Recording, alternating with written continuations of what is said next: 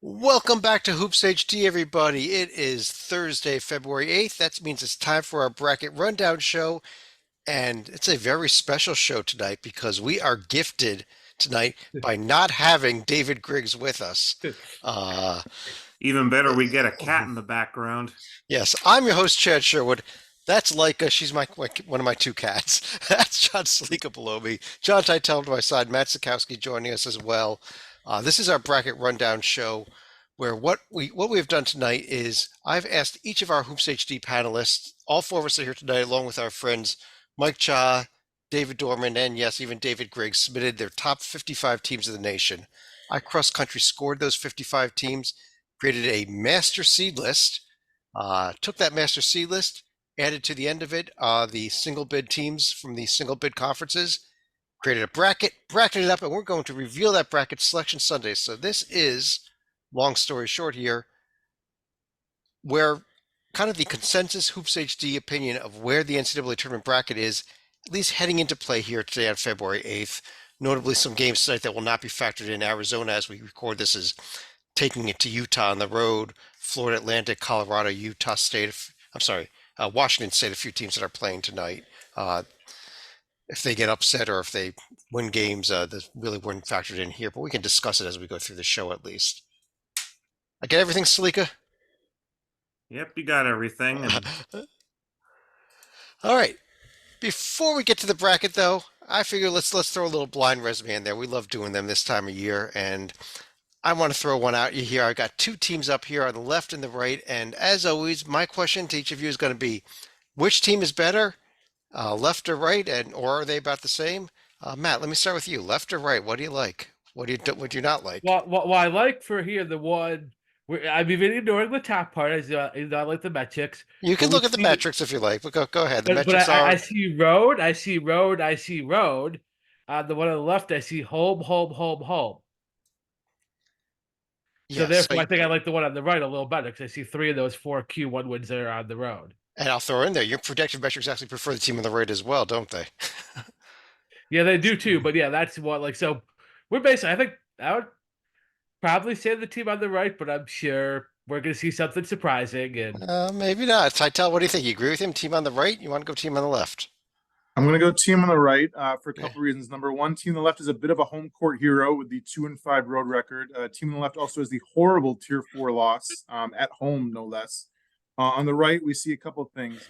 Nothing in Tier 4. And if you notice the quality of the Tier 1 losses, 5 losses to top 11 teams, which makes me suspect that it's a Big 12 team since that's the best conference in the country. But we'll find out shortly, I guess. Yeah. Sleek, any comments? And do you want to be the first one to take a shot at guessing these teams?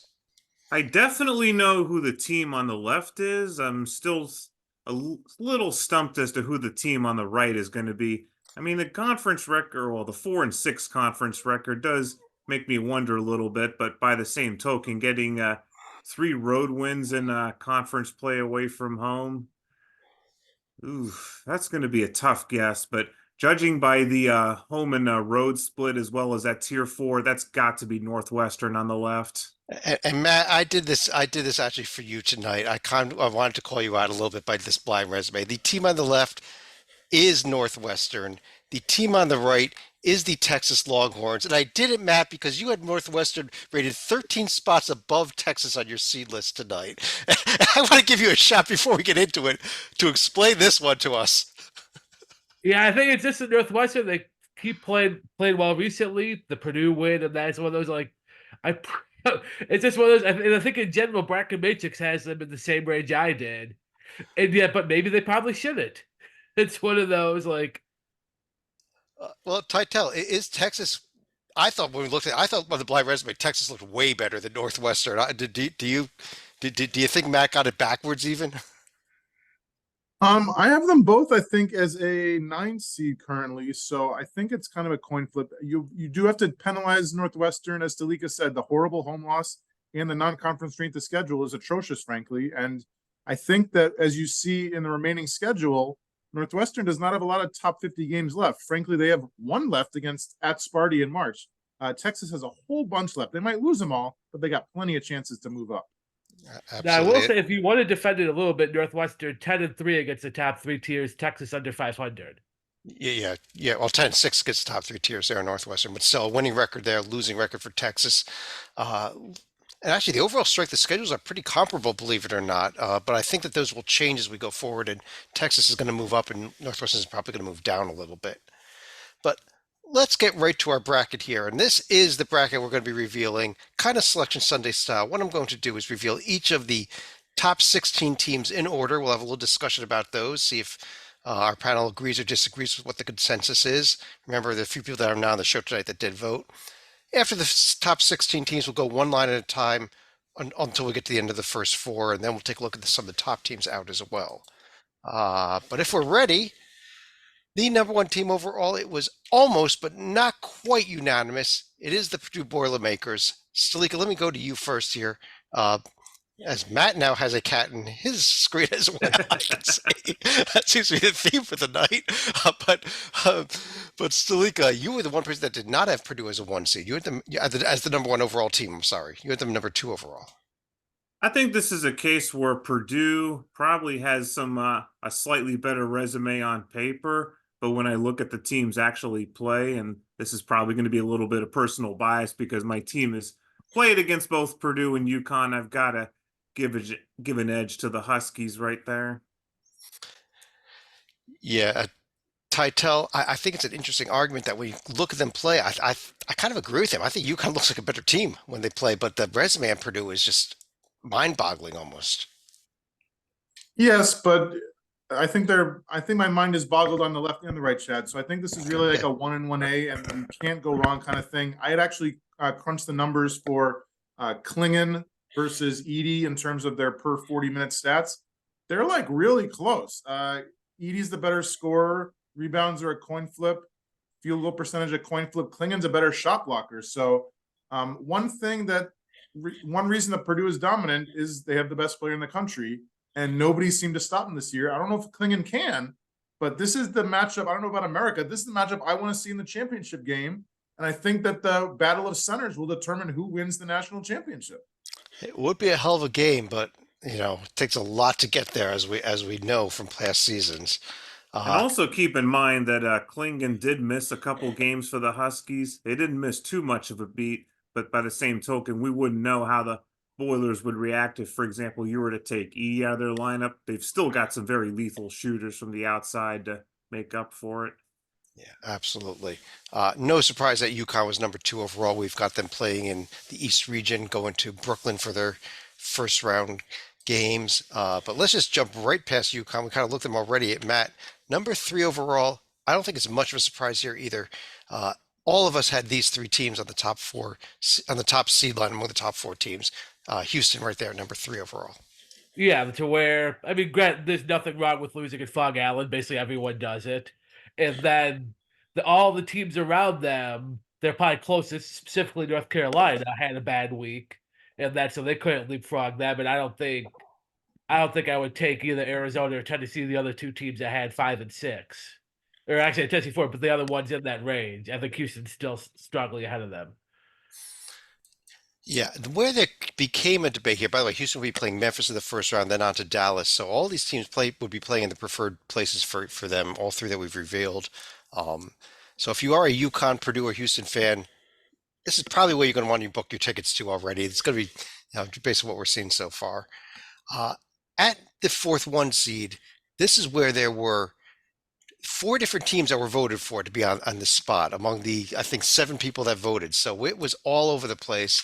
And by a very, very narrow margin, for the first time all season, I want to welcome the Tennessee Volunteers to the one line. That shock you, Titel?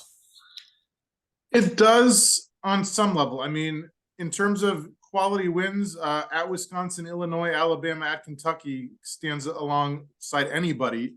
The losses seem all so reasonable. South Carolina is a good loss this year. At Chapel Hill is certainly nothing to lose sleep about. Purdue and Kansas.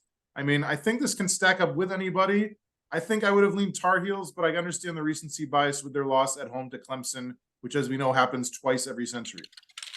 Yeah, and I'll put North Carolina up here on the left. I know that Stalika, I think you would have had Carolina above Tennessee at least, although not necessarily on the one line either. I think you're the one who had somebody else entirely on the one line.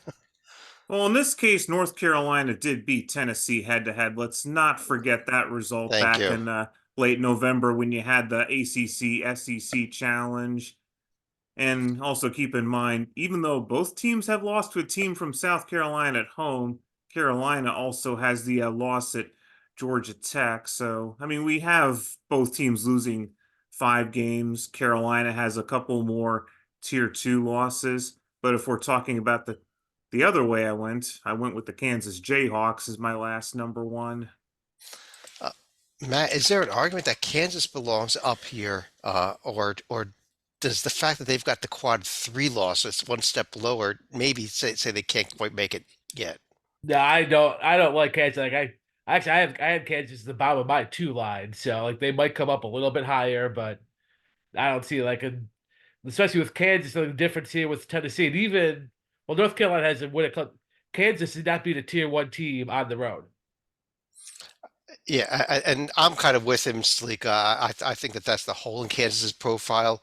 It could change over the next week with games at Texas Tech and Oklahoma, but only 2 true road wins. And I hate to be the David Griggs of the show, but you got to show me road wins if you want to be a number 1 seed, don't I you? would also counter by saying they at least have a couple neutral court wins against teams like Tennessee and Kentucky, who are at least a tier 1A here. Yes, they could definitely use a true road win to help shore that profile a bit. At number 5 overall, on start off the 2 line was that Carolina team we were just discussing. That it was I think it was at like 1 point in a cross country scoring between Tennessee and Carolina, so it was almost a dead heat between the two of them. But number 6 overall still was not your Kansas Jayhawks, but instead, Titel, it was your Arizona Wildcats, who are sitting here and not that far off of the 1 line despite a few hiccups on the season. And apologies to Rick Barnes. He doesn't have enough problems winning the tournament. Now he's going to fly across the country and play my Wildcats in Los Angeles, where it seems like half of our fans and alumni live. So that's going to be a tall task. I'm not complaining, obviously, but tall task, Chad. Yeah, they would both be that though in that West region. Arizona again to play in Salt Lake City, again their preferred site. Quite frankly, Tennessee and Carolina would like to be in Charlotte the first 2 rounds. That's where they would be here as well. Beyond Arizona, though, Matt, at number 7 overall, moving right around, is your team, Marquette. Sleeka, you did not get any love on the Kansas 1 seed, as you can see.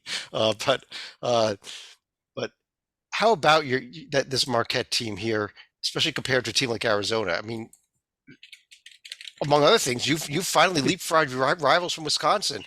Yeah, that's where it's nice. Is now Marquette will have the Indy region for the first 2 rounds, which is definitely the preferred choice and much closer to Milwaukee. And I think it's funny in 1 week, not by a huge distance, but by I think a decent margin. Where I think I still had Wisconsin number 9, but it was a fairly clear number 9, and I think they're closer to 10, 11, 12 than where last week they were like the 5-6 range, Yeah, and that just really had the Marquette. Yeah.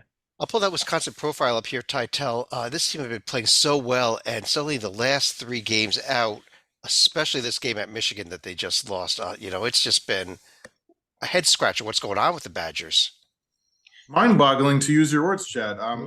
This shocked me, frankly, because I know that Arizona destroyed them in Tucson by 25. I got to watch it on TV and loved every second of it. And I understand that if you can't beat Purdue and Tennessee, but like, correct me if I'm wrong, like I can't explain it. Like, I don't think they've had any serious injuries. I don't think they like forgot how to play, but it's not working. And I don't know how Coach Guard's going to fix it. And they got to go to Rutgers this weekend. My Rutgers Scarlet Knights. Let's see here. If it becomes an L4 after this weekend at Rutgers, then it might be time to hit the panic button up there in Madison. Quite frankly, Salika, let's finally get your Kansas Jayhawks in here on the last 2 seed. They still get to go to Omaha for their first 2 rounds, but do you want to try to take one more shot defending them, or maybe we got it right? I may be looking at what we're going to be looking at in the near future for the Jayhawks. I don't want to get into too much of a groupthink mode. I obviously can't have a team like Wisconsin here who's suddenly gone on a a 3-game losing streak when you look at Nebraska on the road, you lose at Purdue at home, and then losing to Michigan on the road this year. That's not a good look for the Badgers. Yeah, I was with you completely. I believe I personally had Kansas right here at number 8 overall. I could not get, I had to drop them, Wisconsin below them with just the way this team has been playing lately, though. And that collection of Tier 1A wins, what we call the top half of Tier 1 there, Houston, Yukon, Tennessee, Kentucky, is damn good collection. 3 of those 4 teams already in this field.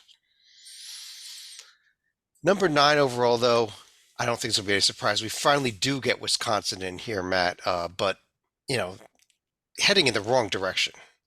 Yes, I said this is where now they've now had, instead of going to Indianapolis, they're going to Omaha. And hey, as far as I'm concerned, they keep traveling into the Pacific Ocean, but that's just a personal preference. Number 10 overall, though, the Baylor Bears, Titel. This is a team that is definitely moving up on their 3-game winning streak, including their nice win over Iowa State the other night and Texas Tech back to back. Yeah. The anti-Wisconsin, yes, they're getting hot at the right time. They're making their threes. When Scott Drew doesn't get ejected, they have a very good chance of winning. As you can see, they got lots of opportunities in the Big 12 to keep advancing. But with the team on the right, Chad, can you remind our viewers? It looks like you have Marquette and Wisconsin playing each other, possibly. Is that allowed? Let's go back to the bracket there. Yes, I forgot to mention that. There is a possibility here of a regional semifinal between Marquette and Wisconsin. They were a regular season matchup. They almost always try to avoid a regular season rematch in the first round.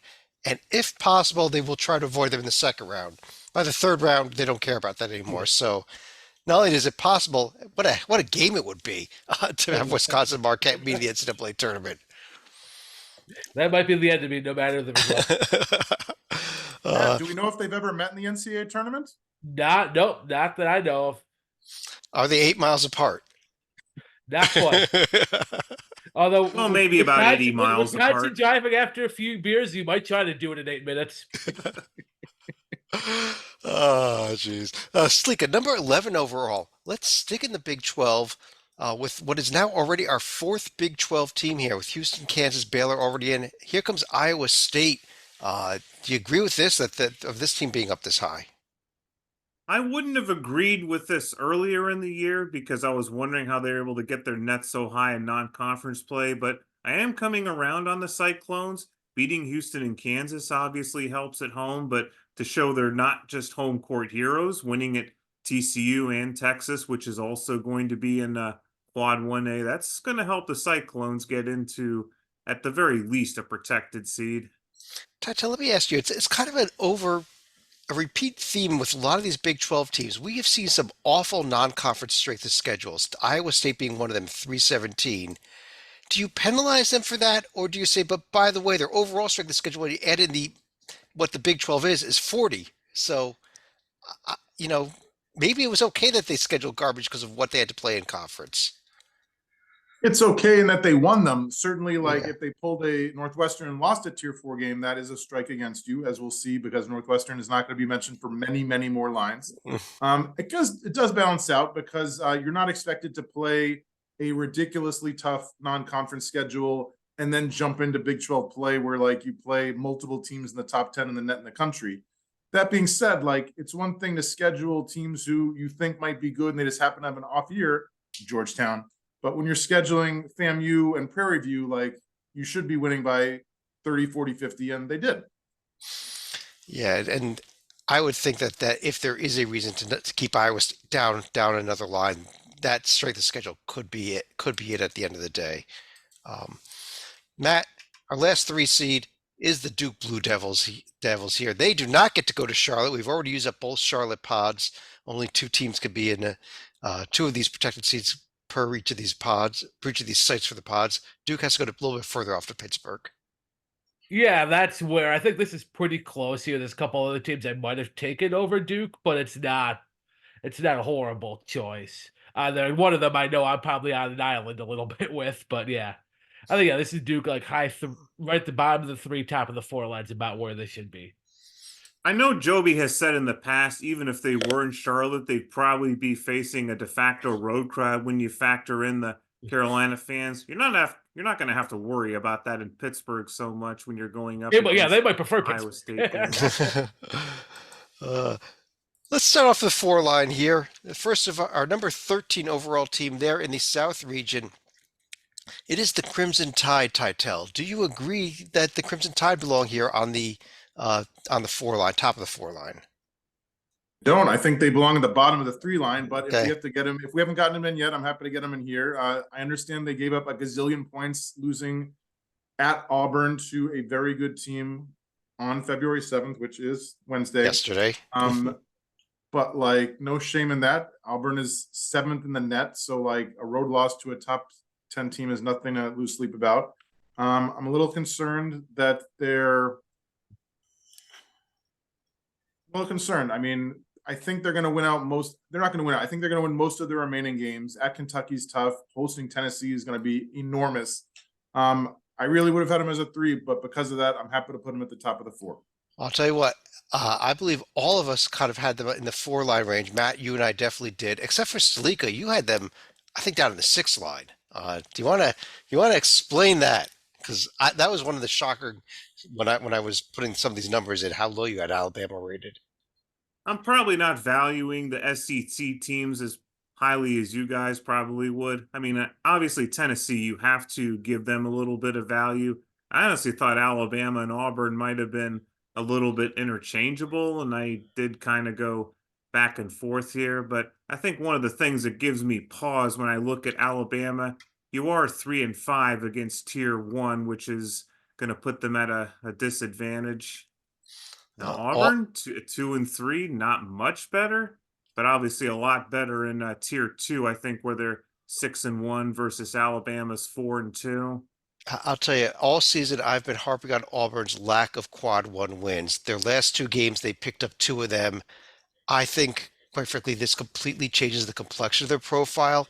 I now look at this as a profile of a team that has got the quad one wins. 8-4 versus the top 2 tiers, 14-4 versus the top 3 tiers. So if you go back a week ago when I said Auburn didn't even belong in the NCAA tournament, I argue that Auburn belongs way up in the seed list. We may not even having them in yet might be a crime here on the 4 line. Titel, you're nodding your head.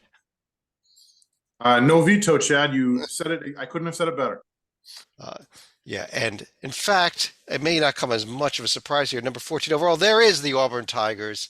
But given that they're only 14 overall, only pod sites we have left were Salt Lake City and Spokane. So they do have to take a little bit of a road trip in the first 2 rounds out to Salt Lake.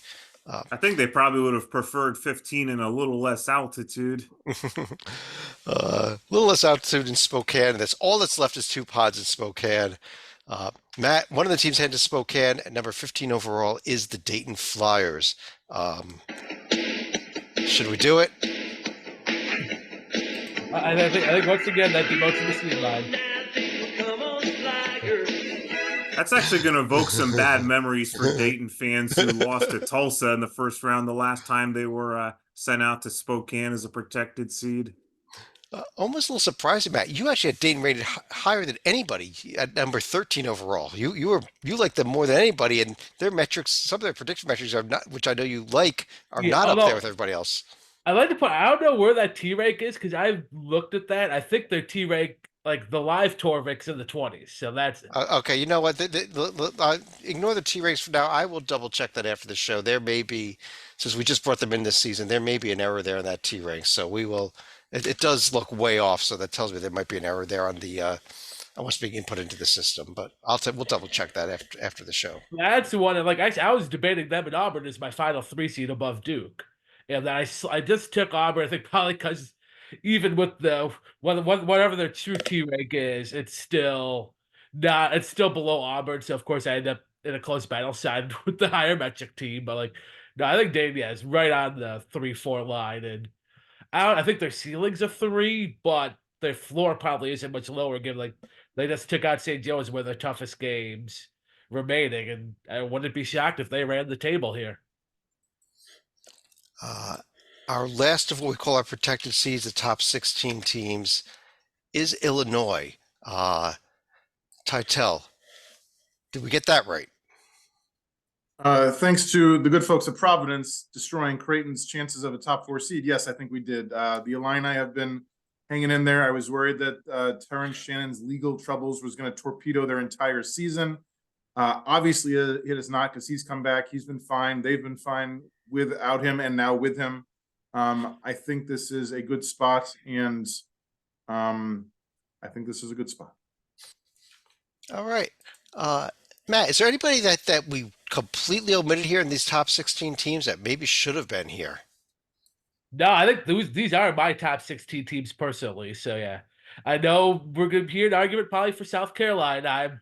I had them on my 5 line, so, but I think 5 is about where they belong. Yeah, let's pull up that South Carolina profile, because that is the one team that I personally think that us as a group we missed out on.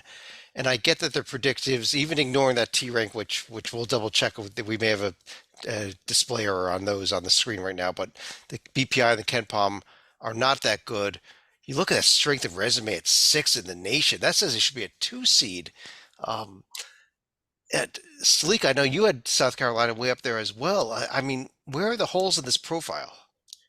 I would have had South Carolina as my second team in the SEC personally. I'm Mhm. starting to wonder if the predictives don't realize yet that South Carolina is actually relevant. Let's not forget they won at Tennessee, which probably made me penalize the Vols a little more than I normally would. I mean, their road record at 5-2, that's something the puppet's going to like, but can you really penalize a team that much just for losing to Georgia at home?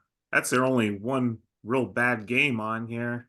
Yeah, and Titel, haven't we seen teams with worse losses than Georgia at home already in this field? Multiple times, I think, Chad. When you have a couple of signature wins like at Tennessee and Kentucky, that is something that not a lot of teams have. 20-3 record, not a lot of teams have.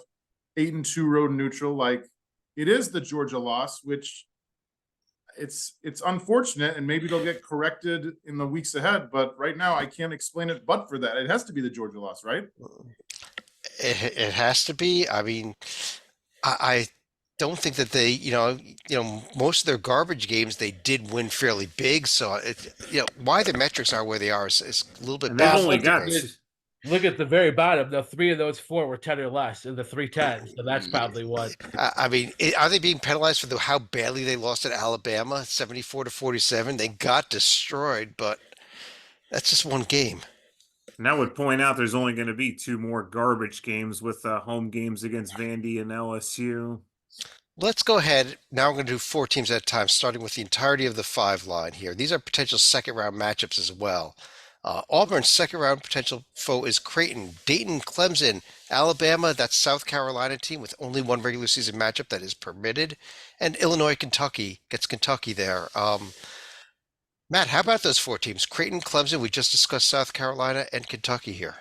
The only one I'm a little surprised Kentucky's still this high. Like, I am as a 6, so it's not like I am that much lower. But man, like, I'm surprised given, especially they don't have that strong runs. I mean, the top of it's very nice, but man, like, not a lot after that. And okay, it just feels more like a 6 seed right now to me. Especially over, like, I would be taking the I think will end up being the Mountain West champion. San Diego State, I think, should be above Kentucky. Well, let me ask Titel, let me ask you about another team here. We've got Clemson on this line, and you were not that big of a fan of them, several lines lower, but winning the game at North Carolina 2 nights ago, I think suddenly put this team way, way back in the right direction. Yes, I think I'm a late adopter, as they say, as opposed to an early adopter or a regular adopter. It's a great win against a top 10 net team on the road, which not a lot of teams have. So I get it. I just am not a believer in this team yet. I thought they were going to choke against the Tar Heels. I'm glad they didn't. It was a very impressive effort by Coach Brownell. And they don't have a ton of big games left on the schedule, which I think helps them in that I understand that if they didn't have anything in tier 1, they would need some tier 1 opportunities. But because they've already got tier 1, I think they can just start stacking wins against tier 2 or below and finish with like a 23-9 record, maybe. Yeah, I guess the one turnaround of not having good games left is anytime you lose, it's going to be a game that we say, oh, you really should have lost that game. But you're right. But and it is. I mean, to say, hey, you're going to win 9 more in a row is also tough to say. Now, I should also add, if you watched Under the Radar last night, Chad debuted a new tool where he could show what would happen if Clemson were to win out the rest of the way. Would you like Well, to show the you audience? want it? Okay, here I've got Clemson. I got them up twice right now, but up on the left is Clemson's current profile. We'll throw it up here. Up on the right hand side of the screen, this is what the profile would look like if they win every single game remaining of the season. Up, not including conference tournament. I'm assuming a 1-0 win. Obviously it's not going to be 1-0 wins, but yeah, no, that's a great looking profile in my opinion, Stalika. That would put him right there at 24-7 and potentially give him what is it, 12 wins against the top two tiers. Now, obviously, we cannot bank on that happening, but that's a big difference between potentially being 3 games under 500 in the ACC, which is where I had originally pegged them because I did not factor them winning their second game at Carolina in a century. Um, the other team And I here was should also add, by the way, between the Dayton Clemson game, I think the winner gets to keep their coach safe from the coaching portal, and the loser has to hire Oliver Purnell. Let's go to the sixth line on that note. We've got Florida Atlantic, Utah State, San Diego State, and Oklahoma. As we mentioned, as we record this right now, Florida Atlantic is playing. They are in a close game with UAB, but that game not factored in here. Matt, you've got your 2 Mountain West teams here that you were begging for, both San Diego State and Utah State. I like San Diego State. Utah State, man, like, even though Nevada's not a bad team, I think that hurt their profile more to where, like, basically Utah State's profile was, we got a really nice record and got a little bit up top, but, like, it's a little bit less nice and now. And then less like I had Utah State all the way down the 8 line after that game. And because I think it is pretty tight in this range to where one kind of ugly result like that, where that wasn't just that was a 14-point hold loss. Titel, does Utah State get knocked down for how bad they lost at home to Nevada the other night, or did they have room to throw one of those on the resume? They have room to throw one of those to Nevada. They can't do it at Tim Miles or at Air Force or something. But like, I think that a top 50 net is certainly fine. And going back to the board real quick, for those of you wondering how Baylor and Oklahoma would play out, if you can wait a few days, they face each other on February 13th in Waco. Yep, Oklahoma, the other team we did not yet discuss here. I know, thankfully, David Griggs is not here. He'd be screaming that Oklahoma belongs about 6 lines lower. But Stalika, I'm sorry, I don't agree with Mr. Griggs. This is a damn nice profile with 3 tier 1As, a couple tier 2As. Now, if we're talking about Oklahoma, yeah, Yes. winning at Cincinnati and Kansas State will cure quite a few ills, especially when you consider that Kansas was not able to get the win against their Sunflower State rival here. Now, the one thing I go back to the bracket right here, are you sure that would have been a permissible matchup in round number 2? Because Baylor and Oklahoma, that would be frowned upon, but next year when Oklahoma is in the SEC, this would be permissible. Well, with the expanded size of the Big 12 this year, Baylor and Oklahoma are only playing the one time during the regular season, so this is permissible. Now, little caveat, should Baylor and Oklahoma meet again in the Big 12 tournament, that game would suddenly become impermissible. Right now, good to go Baylor Oklahoma second round game if it comes out that way. Yep, and I keep forgetting we don't have the round robin anymore. No, we don't. Not with what we got 14 teams in the Big 12 this year, I think. It gets even better next year. Titel, the 7 line here. Let's take a quick look. We've got Texas Tech, another potential Big 12 second round game against Kansas. Colorado State, TCU, and BYU. We're throwing the Big 12 teams in like crazy on this line. We are. I like these matchups. Marquette and TCU seems like a nice heavyweight fight. I think Colorado State is going to have problems with Carolina in a big way, especially in Charlotte. I'm waiting for you to attack me for what we did here, though. No, and love the Big 12 matchup. Arizona, BYU. Hey, Salt Lake City. Yeah. Oh, Difficult, but you never do us too many favors. So as long as we're not playing Princeton as the 15th seed, I'll take it. I will make a quick note here. Actually, by the way the bracketing was done, BYU was actually our last 6 seed, and Utah State was should have been our top 7 seed. Because of BYU being unable to play on Friday, Sunday, created all kinds of problems. We had to drop BYU down a seed line. I think BYU would love to be dropped down a seed line if they get to play in Salt Lake rather than Yeah. going to Oh man. Pittsburgh, Yeah. though. So uh, BYU fans are probably thankful that we did this year. Um, Matt, what about these 4 teams? Did we get this right? It's not bad. It feels a hair high for TCU right now. They're the one like I think I was sort of an early adopter, but man, I think St. Mary should be in this field at this point. They might be coming up very, very soon. I'll put TCU up there on the left, but I want to pull up this Texas Tech team because I was not a fan of Texas Tech being this high. Uh, and here's my problem with them. They have 3 very nice wins, and that's it. The lack of anything in that tier 2 to kind of build out that profile, Titel, doesn't that kind of start becoming a problem? Not that they're not in the field, but don't shouldn't they be penalized a little bit for that?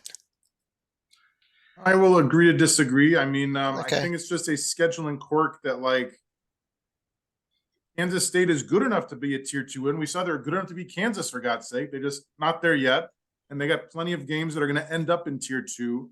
No shame in losing to tier 1. I would say shame in losing at Butler, but that's looking better and better by the moment. Villanova neutral site by 16 is starting to look like the worst one on their resume. I'll tell you that maybe the lack of tier 2 though more so is once again another lousy Big 12 non-conference strength of schedule at 303 and look at this his TCU another Big 12 team left 331. These strengths of non-conference schedules these Big 12 teams are almost insulting quite frankly. Um, Yeah, and that so was shame back in on the all of days them. when Villanova could get a shot off in their final possession. Uh, Sleek, let's take a look at the 8 line here. These are the 1 seeds potential second round matchups. We have Texas. Here comes Big 12 again. Boise State. Matt mentioned St. Mary's. Here they are on the 8 line, along with New Mexico. That feels like a Pace's worst nightmare when I'm looking at Houston and St. Mary's in the second God. round right there. but I will say Possibly only Tennessee, exit for Calvin but I Sampson, will but- say, yeah, Tennessee, New Mexico, that will be a little more redeeming matchup right there. But I think UConn would roll against Boise State, and Purdue and Texas would be interesting, but I can't see the Boilers falling in that one. Yeah, and Texas was another team that was kind of all over the place. Matt, we discussed at the top of the show, you had them much lower than this. People like David Griggs, who's not here, had them, I think, at number 3 overall or something ridiculous because he's in love with this team. But I'll pull them up again. We talked to them at the start of the show. Again, those 3 real nice, those 4 quad 1A wins, quite frankly, how are they not better than Texas Tech, who does not have as much of that top quadrant? It might again. Just I think the 7 and 8 of the top 3 tiers. That's one. I think that would hurt them with the committee just being under 5. Basically, the top 3 tiers is what they're going to really look at for your record. Like what you did in Q4 is nice and all, but like that top 3 tiers is what the committee seriously looks at. And when you're under 500 there, I think you'll get in the field, but I still think there's probably a line or two too high just because of that. Toto, what about our 2 Mountain West teams we just put in here, Boise State and New Mexico? We're getting a lot of Mountain West teams in, as we've mentioned. New Mexico, are they really deserving here? That they don't have much in quad 1. They have nothing away from home until we get down to quad 3.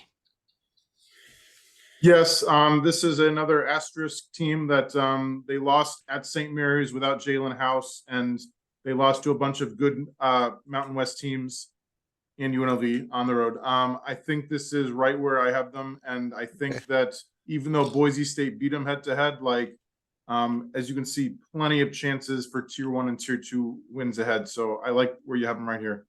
Yeah, in fact, I think you had them 30 and 31 back to back on your list. So I guess you are on board with right what we did here. No veto. Let's move on to the 9 line, which means we're going to get some potential first round matchups here. And so, Matt, as I pull up the 9 seeds, Texas's first round opponent, Utah. Boise State gets Virginia. St. Mary's gets Northwestern, and New Mexico gets Butler. A couple names here in both Butler and Virginia that a week ago I don't think were in our field at all.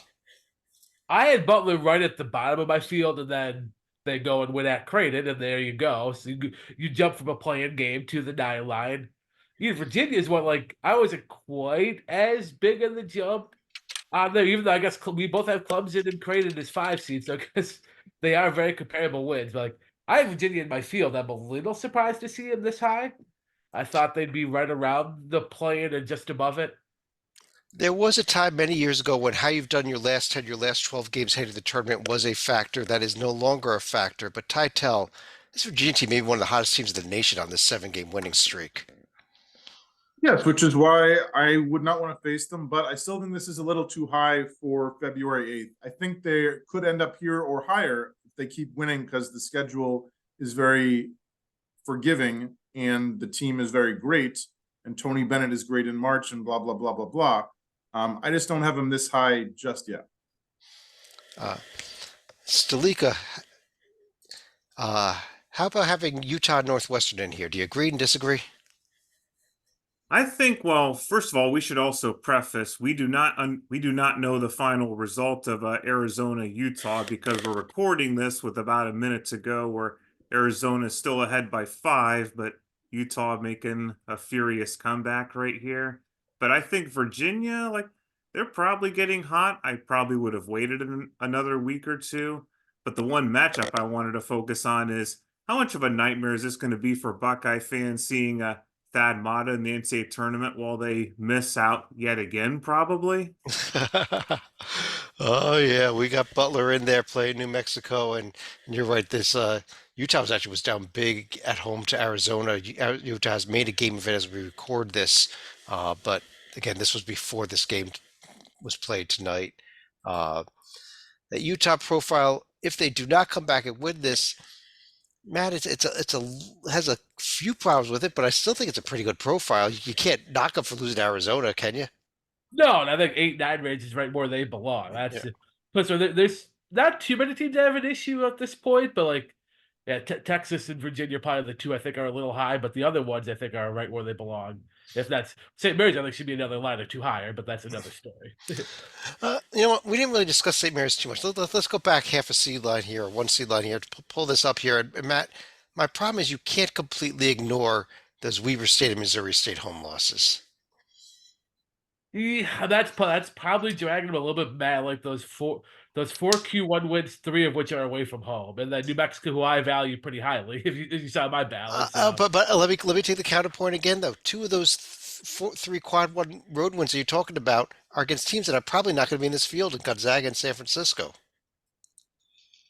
no, I still like, but it's one of those Gonzaga. I can't include them on my ballot, but I still think Gonzaga is a pretty decent team. The metrics, and then like they're probably not 26 good, but I think they're like 35 to 45 good. And then winning on a top, you'd say top 45, still beating a team top 45 of the road is pretty impressive in a game that Gonzaga really needed too. That's like Gonzaga needed that game more, and St. Mary's still won it. Let me throw another one at you too, also, Matt. I think they have 2 wins against teams that are going to be in this field: Colorado State and New Mexico. I see 3 losses against teams that are not going to be in this field: in Xavier, Weber State, and Missouri State. Assuming Xavier doesn't make it, I don't think they will. That's a losing record against teams in the field. Oh, there you're still those. You're 6-4, the 6-4 of the top 2 tiers, and that 10-6 against real teams.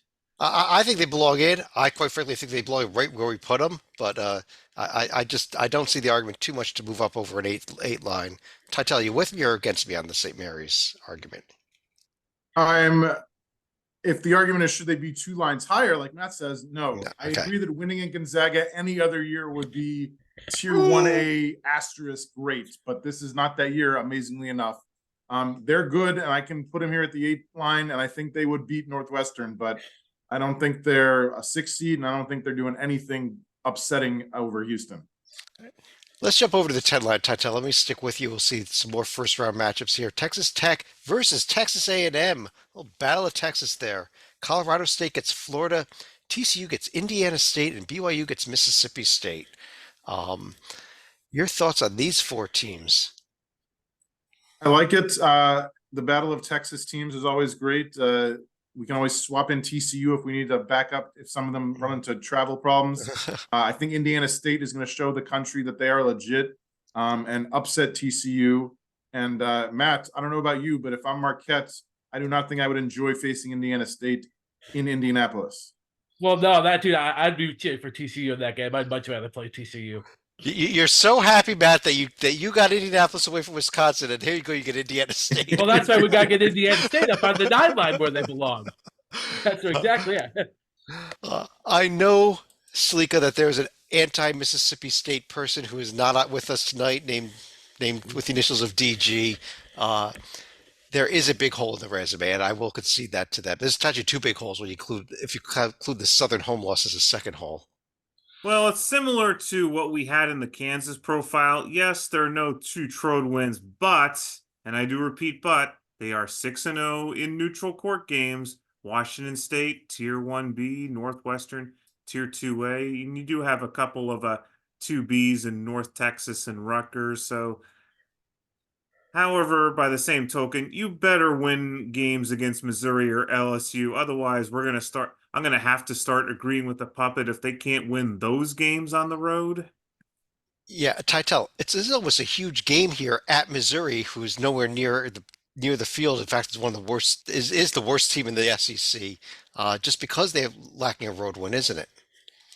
It is. And a quick asterisk for the loss to Southern. I understand it was at home.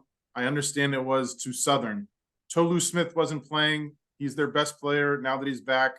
I understand it still happened, but there's a good reason it happened. I'll tell you, Southern is going to be in our field here as our SWAC champion. Also, it is a loss to somebody in the field, which it's still a bad loss. But how about the Florida Gators, Matt? One quick look at them as well. They've got that great Kentucky win, but they've a ton of losses, but they're all in Tier 1. So it's don't you got to win? Start picking up some wins here. Yeah, I had them. I think just at the edge of my field. I think this is a little too high. That screams a dated profile to me. In that, to where you got the strength of schedule is going to help them in these debates. To where, especially if one of these TCU, Texas Tech, or whatever start falling down, the 99 against the 300 something might help Florida win a debate. But at that point, yeah, still this is a dated profile right now. Kentucky is nice, but again, Kentucky, I think we overvalue Kentucky as a 5 seed, but then it would make sense if we think Kentucky's a 5 and not a 6 or even a 7, where they probably belong at this point. And that therefore we might overvalue Florida winning at Kentucky and putting Florida not indicted. Comfortably not indicted. Slick, I'm going to show 3 of the teams on the 11 line. This will get up to, but not including our first 4. Our last 3 teams that avoid the first 4. 2 Big East teams in Seton Hall and St. John's. And how about those Washington State Cougars sneaking in here as well? And again, I'm going to have to preface by saying they better not have a Pac-12 after dark moment where they end up losing against Oregon State like I think someone else had recently. But if I'm looking at teams like Seton Hall and St. John's, Seton Hall barely held on against Georgetown at home. I know they're not the only team in the Big East has had to sweat them out a bit, but St. John's, I mean, they finally got one of the cupcakes out of the way by getting a win against DePaul, but they had been on a bit of a losing streak before that. Yeah, Titel, St. John's, I've seen this team was kind of all over the place in terms of rankings, from as high as being wearing white to as low as actually being out of the field here. It's tough because I'm not really seeing great wins, especially away from home, and I'm seeing a lot of losses on the Johnnies. I'm not going to discuss whether that Utah win is going to get a lot better in a few minutes, but certainly mediocre across the board. No signature win, you correctly point out. I don't think they're going to win at Marquette on Saturday, but Matt, do you feel comfortable that you're going to beat St. John's on Saturday? Marquette rarely loses on National Marquette Day, but that's one of those games where Marquette should win, could win by 20 or 25, but if St. John's shoots the lights out, which I think they have some capability of doing, maybe Marquette loses a shootout. I think the question I would ask here is, does St. John's actually win at Providence after that? Because the Friars, they are not dead yet after surviving at home in overtime against Creighton. Yeah, and there are 4 teams left in the field. Is Providence one of them? We're about to find out. Let's take a look at who Oklahoma is going to be playing in their first round game on the 11 line there in the West region. They're playing a game between Ole Miss and Nebraska. And how about this Ole Miss team, Tytel? Was way up there.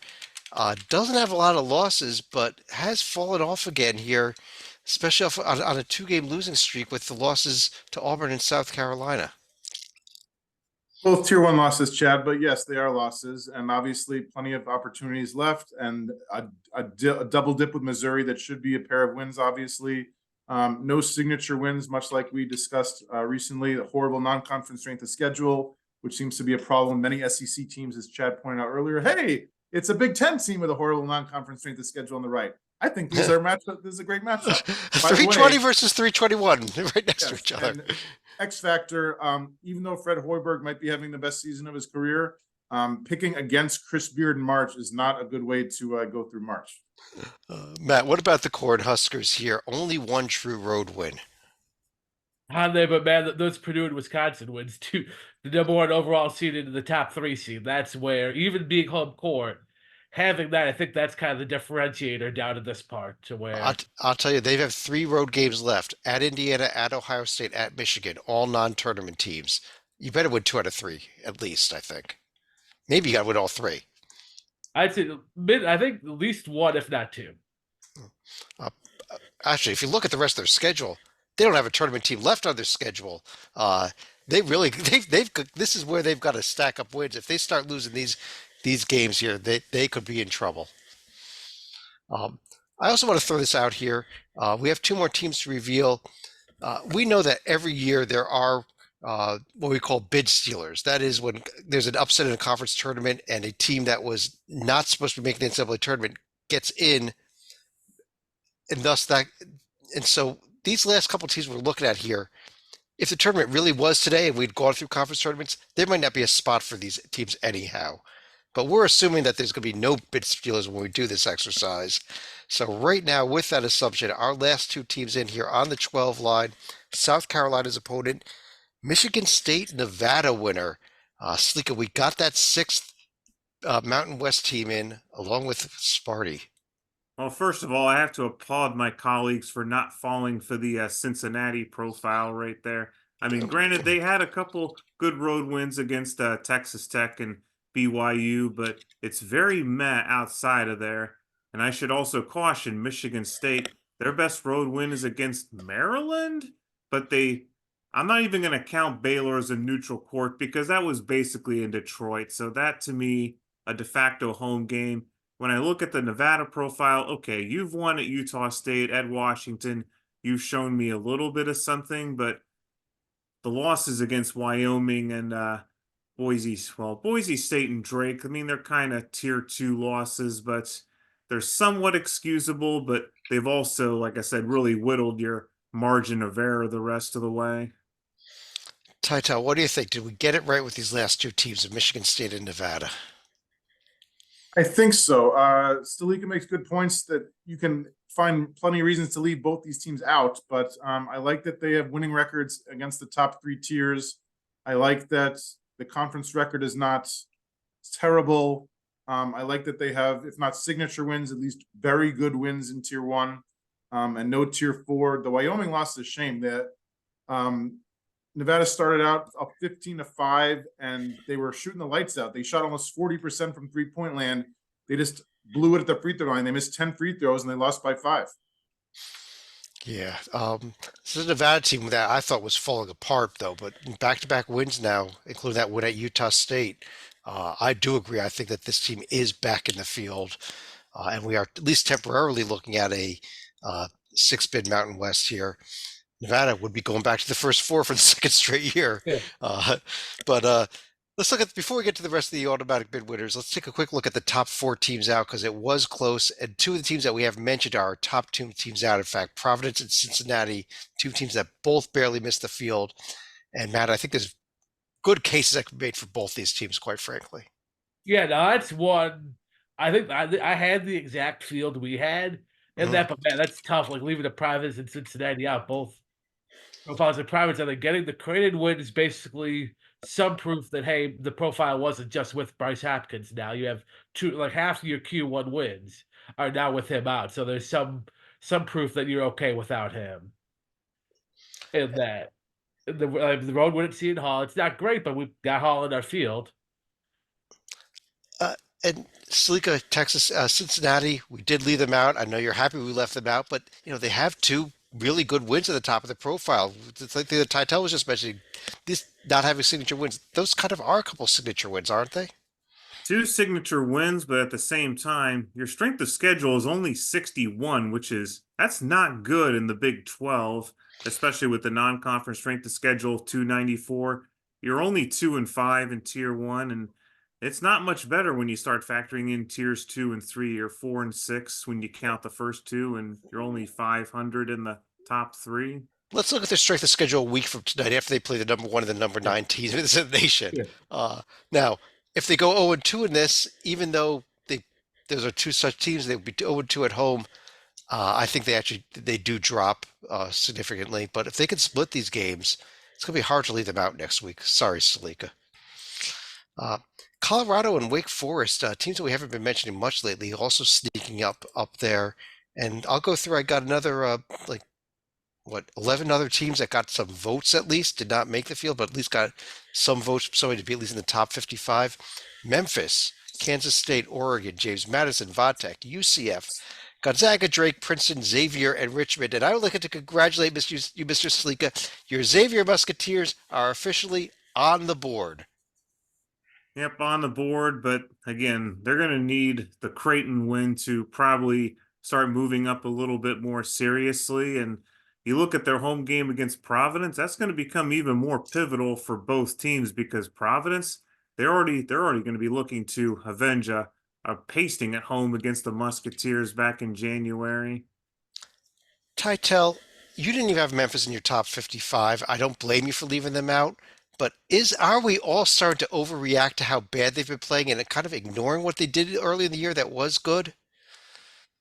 I am neither ignoring what they did nor overreacting. I am properly reacting to a team that is falling apart in front of our very eyes, which I still can't believe because I recognize they were so good early this year, much less earlier in January. Like, this is a very recent thing and they're falling apart. And there's still time. I don't know if they're going to beat FAU. They should win the other 6 on their schedule. If they win a couple in the conference, this could be a 25-win team. And it's hard to get, if they're 25-win team and you have a strength of schedule around 100, I think you're getting in, but I have no confidence they're going to win 20, much less 25. They just won at Temple tonight. That game is on there. Down a 2-game winning streak. Well, North Texas and SMU are going to be a tad tougher, and I could have probably made a case that SMU should have also been considered, but not going to happen when you consider the company of the other teams that have been mentioned.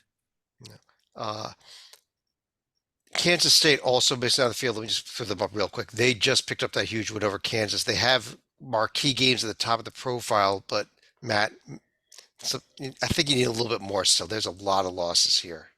Yeah, that's where it puts the win against Kansas got it back in the conversation. Now, following up, say winning at BYU or at Texas, one of those, take care of your home court. And that's, I think, puts them, they got to probably win out at home and get at least one more road win if they really want a real chance to get in. Now, I will say, if the puppet were here, he'd probably be treating that home loss against Nebraska like a Tier 4 just because Nebraska, a terrible road team, and a team that Kansas State should not be losing against at home. I'll just reveal the other 3 teams on the 12 line here. Creighton gets Grand Canyon team that by our field would have just barely missed being within the bubble. Still an at-large bid possibility for the Lopes here. Clemson gets Appalachian State. Kentucky gets McNeese State.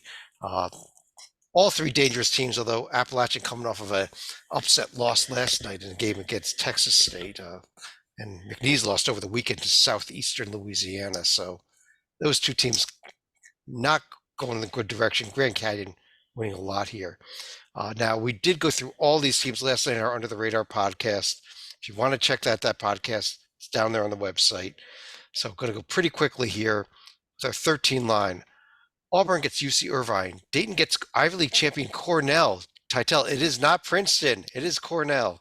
Uh, It is Alabama, Yale, but we'll see how it happens. well, Cornell right now, they're both undefeated in the conference. They play Saturday, so uh, Alabama gets Samford in a huge in-state rivalry game there. Could be a fun one if it happens. And Illinois gets Akron there on a dangerous Akron team. And that I believe that's their former coach, isn't that too? Jack Gross.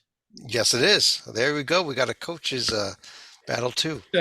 That might be a revenge factor and a half. That could be a real good game, actually. I didn't even pick up on that until you mentioned that, Matt. Thanks. 14 line. Duke gets Eastern Washington. Iowa State gets Vermont. Wisconsin gets High Point, and Baylor gets Louisiana Tech. On the 15 line, Title, we get to see who your Arizona team gets to play. But Kansas gets Drexel.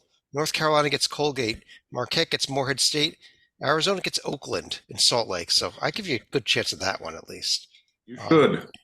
I think these were before games tonight. I think Drexel and Oakland actually both lost tonight. They may no longer be the projected auto bid winners come tomorrow morning, but I think should it's also today, at least add they were. I should also add Vermont loss at home tonight to the original team of the people. I the was New on Jersey the it was on the road, but yes, they did lose tonight at NJIT, ending the longest conference winning streak in the nation dating back to last year. That streak is over for the Catamounts. The 16 line. Purdue gets the winner of a Merrimack Norfolk State game. Connecticut in-state rivals Quinnipiac.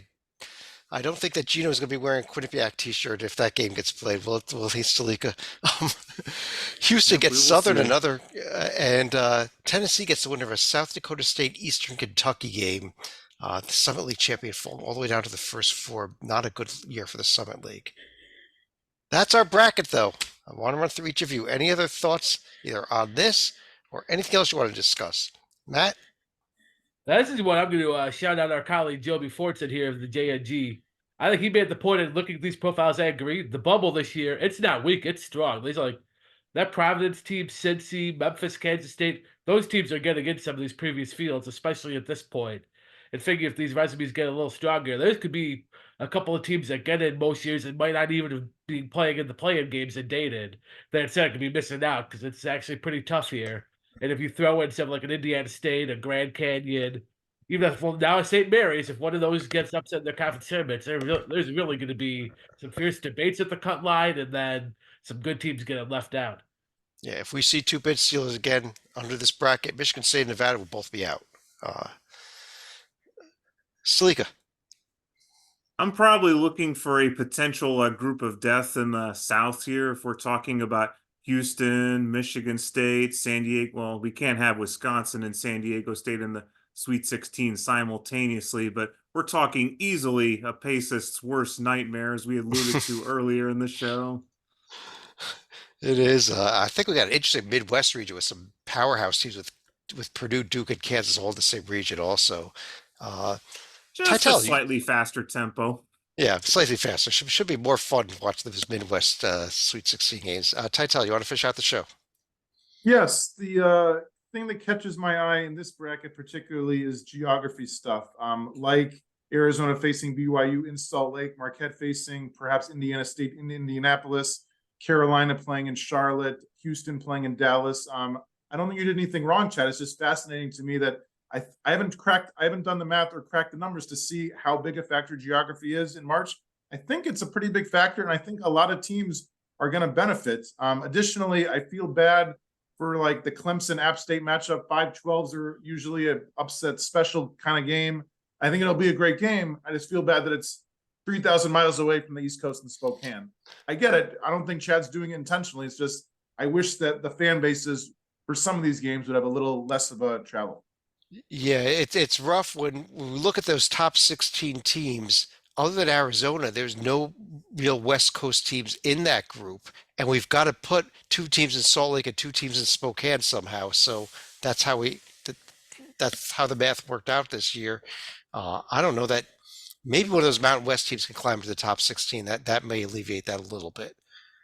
I guess on that note, let's go ahead and pull this down. You can now check out the final bracket below us. But on behalf of John Titel over there, John Salika below me, Matt Sikowski next to him, I'm Chad Sherwood. Thanks for joining us, and we'll talk to you again real soon.